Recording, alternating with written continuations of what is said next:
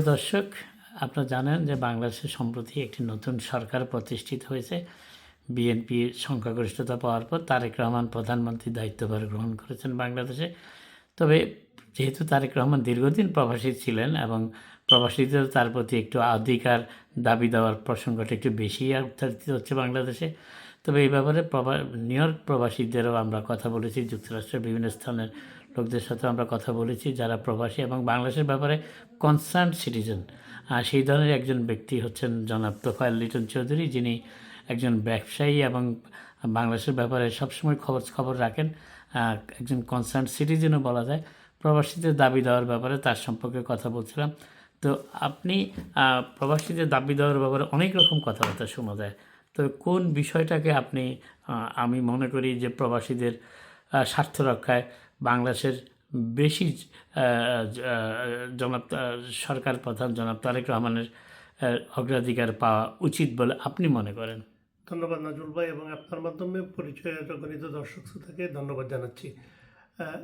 ত্রয়োদশ জাতীয় সংসদ নির্বাচনে যে একক সংখ্যাগরিষ্ঠতা পাওয়ার পরে জনাব তারেক রহমান প্রধানমন্ত্রী নির্বাচিত হয়েছেন, ওনার কাছে প্রবাসীদের প্রত্যাশা আকাশচম্বী।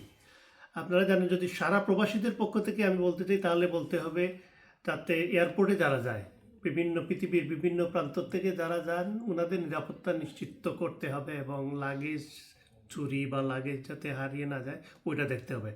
সেকেন্ডলি, যেহেতু আমি আমেরিকায় আছি, আমেরিকার যেটা প্রবাসী হিসাবে আমাদের অগ্রাধিকার ভিত্তিতে আমরা মনে করি যে টরন্টোর সাথে যে ফ্লাইটটা আছে, আপনারা নিউ ইয়র্ক থেকে যদি ফ্লাইটটা দিতে পারেন, এটা ব্যবসার জন্য ভালো হবে বলে আমরা মনে করি। কারণ বাংলাদেশিরা অনেক সময় টিকিট কাটতে অনেক অন্যান্য এয়ারলাইন্সের মাধ্যমে যেতে অনেক অসুবিধায় পড়তে। তো আমি মনে করি দেশের ফ্ল্যাগ বহনকারী বিমান যদি সরাসরি যেতে পারে, এটা একটা বিরাট প্লাস পয়েন্ট হবে। আমরা আরও দেখলাম যে প্রবাসী বান্ধব সরকার হিসাবে একজন প্রবাসীকে প্রবাসী কল্যাণ মন্ত্রণালয়ের দায়িত্ব দেওয়া হচ্ছে জনাব আরিফুল হক চৌধুরীকে। এটা একটা ভেরি গুড চয়েস। উনি অত্যন্ত করিতকর্মা একজন লোক, কাজকে যিনি একসময় নিউ ইয়র্ক প্রবাসী ছিলেন এবং একসময় নিউ ইয়র্ক প্রবাসী ছিলেন। এবং আমাদের প্রধানমন্ত্রী, যিনিও বর্তমান প্রধানমন্ত্রী, অনেকদিন দেশের বাইরে ছিলেন, উনিও করতে প্রবাসী, কারণ 17টা বছর উনি দেশের বাইরে ছিলেন। তো আশা করব ওনাদের মাধ্যমে প্রবাসীদের দাবি দেওয়াগুলো পূরণ হবে। পাশাপাশি দেশের মঙ্গল হলে কিন্তু আমাদের প্রবাসীদেরই মঙ্গল সার্বিক করতে। আমরা যেটা মনে করেন দেশে যদি আইনশৃঙ্খলা পরিস্থিতির উন্নতি, আমরা যখন দেশে যাব, দেশের মানুষের যেমন উপকার হবে, এজ এ প্রবাসী হিসাবে আমরা ওই সুফলটা পাবো। দেশে যদি রাস্তাঘাট উন্নতি হয়, তা আমরা তাড়াতাড়ি আমাদের গ্রামের বাড়িতে পৌঁছে যেতে পারবো। তো দেশের অবকাঠামোগত উন্নয়নের সাথে সাথে আমাদের উন্নতি ওইটার সাথে আমাদের স্বার্থের সাথে জড়িত।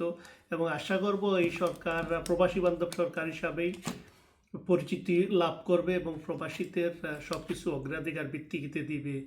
আমরা সবসময় জানি যে ইনফ্রাস্ট্রাকচার যদি বলা হয়, আমাদের এখানে অনেক প্রবাসী আছেন যেমন ভবিষ্যতে হয়তো মিলিয়ন ডলার আমরা ইনভেস্ট করতে পারবো না, কিন্তু আমাদের যেটা এক্সপার্টিস আছে, এটা বিভিন্ন জনের সাথে চলার মাধ্যমে আমরা ওই এক্সপার্টিসটা ওইখানে নিয়ে, কারণ আমরা জানি যে বাংলাদেশে এই মুহূর্তে যেই রেমিটেন্সটা আসতেছে, এক নাম্বার প্রবাসীদের, সেকেন্ড হচ্ছে যে এক্সপোর্টে লেবার ওরিয়েন্টেড মার্কেট, আমরা যেমন মনে করি যে গার্মেন্টস বা আদার থিং, কিন্তু আমরা টেকনোলজি বেসড, যেটা আমরা দেখলাম যে জনাব তারেক রহমান সাহেবের 31 দফা এবং 31 দফা যে এবং 51 দফা যেটা দিয়েছিলেন নির্বাচনী ম্যানিফেস্টোতে, ওটা উনি ক্লিয়ারলি দিয়েছেন। তো এগুলা যদি বাস্তবায়ন করতে হয়, তাহলে প্রবাসের যারা আছেন ওনারাও চিপিং করতে পারেন, ব্যবসা ইনভেস্ট করতে পারেন, দেশে বিভিন্ন খাতে ইনভেস্ট করার মাধ্যমে কিন্তু আমরা এই দেশকে এগিয়ে নিতে হেল্প করতে পারি। ধন্যবাদ আপনাকে, ভালো থাকবেন।